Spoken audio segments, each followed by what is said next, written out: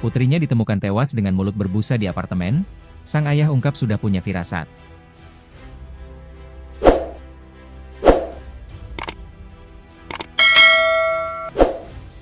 Orang tua dari ESN, 21, wanita yang tewas di apartemen sudah memiliki firasat.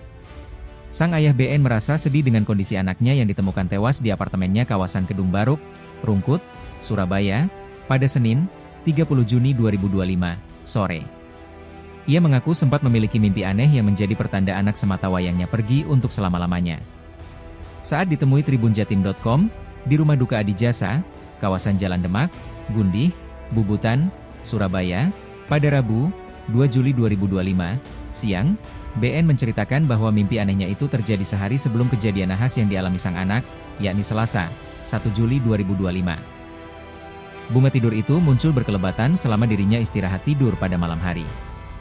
Ia tidak mengetahui pasti plot jalan cerita dari mimpinya itu.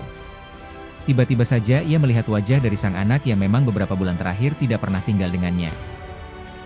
Karena BN dan ibunda kandung sang anak berinisial LN sudah memutuskan berpisah. Sedangkan sang anak memilih tinggal dengan mantan istri. BN menyimpulkan bahwa sosok anaknya itu hadir dalam mimpinya secara tiba-tiba dan sempat menyampaikan berbagai ucapan yang dirinya juga agak lupa detailnya. Seingatnya, sang anak seperti ingin menyampaikan sesuatu dan bahkan seperti sedang berusaha mengajak BN ke suatu tempat entah di mana itu. Lalu, tak jelas lagi bagaimana alur adegan mimpi itu selanjutnya. Sebelumnya, kejadian, sehari sebelum meninggal. Saya merasa bermimpi dia. Saat tidur malam hari. Mimpinya itu ya diajak gitu, sama ESN.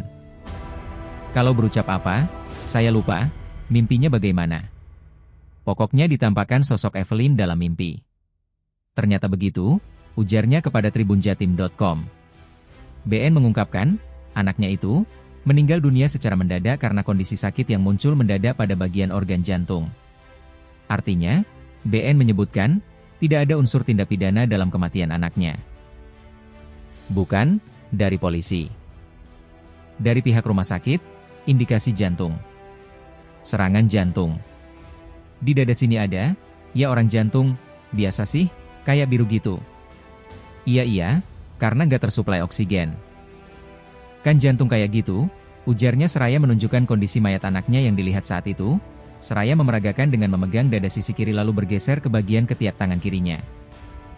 Bahkan, saat disinggung mengenai adanya potensi bahwa korban sengaja mengakhiri hidupnya dengan cara menenggak cairan kimia berbahaya. Ayahanda korban BN mengaku enggan membahas perihal itu, karena menjadi kewenangan pihak kepolisian yang menangani kasus kematian anaknya.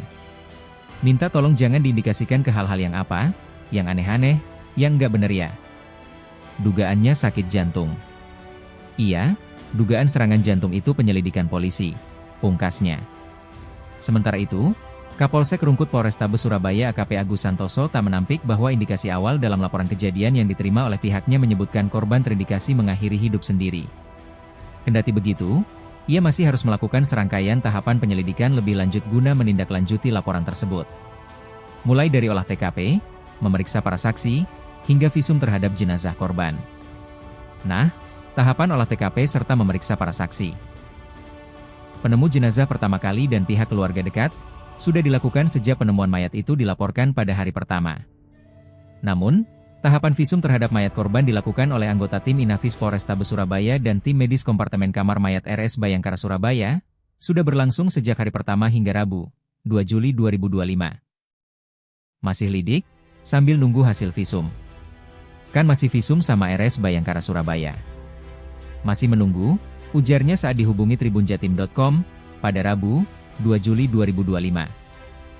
Agus menceritakan, penemuan jenazah korban pertama kali dilaporkan ibunda korban berinisial LW, 49, yang baru saja pulang bekerja sekitar pukul 17 waktu Indonesia Barat.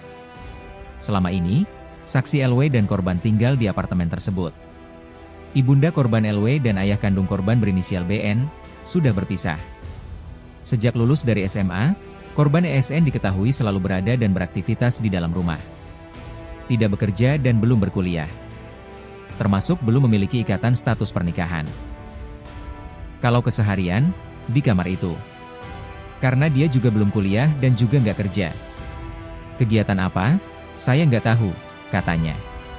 Saat itu, saksi LW berusaha mengetuk pintu kamar apartemen, namun tak kunjung dibuka oleh korban. Bahkan saat saksi berusaha membuka engsel pintu apartemen, ternyata pintu dalam keadaan terkunci. Padahal, selama ini, setiap pulang bekerja atau bepergian dari luar apartemen, saksi LW cuma mengetuk pintu apartemen dan sang anak, ESN bakal membukakan kunci pintu tersebut.